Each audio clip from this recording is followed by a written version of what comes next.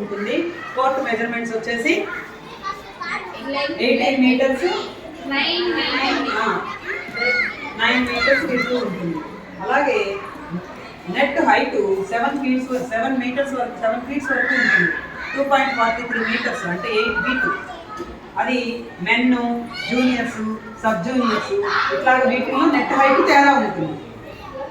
అంటే చిన్నపిల్లలు ఆడుతున్నాం అనుకోండి, మనం నెట్ హైట్ కొంచెం మెన్ కంటే కొంచెం తక్కువ ఉంటుంది.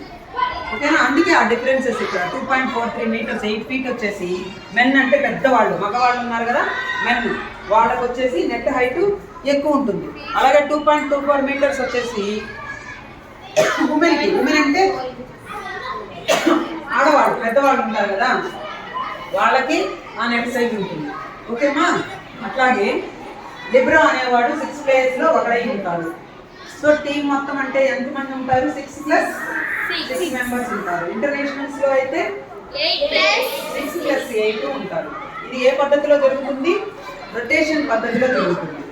రొటేషన్ అనేది లాస్ట్ రైట్ సైడ్ లాస్ట్ ఉన్నటువంటి వ్యక్తి ఎండ్ లైన్ దాటుకొని చివరికి వచ్చి సర్వీస్ చేస్తారు.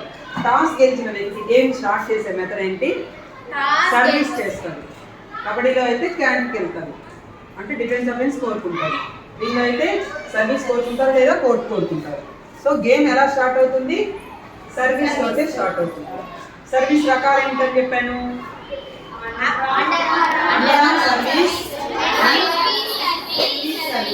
విత్ జంప్తో చేయొచ్చు, విత్ స్టెప్ తోటి చేసుకోవచ్చు. Tennis service.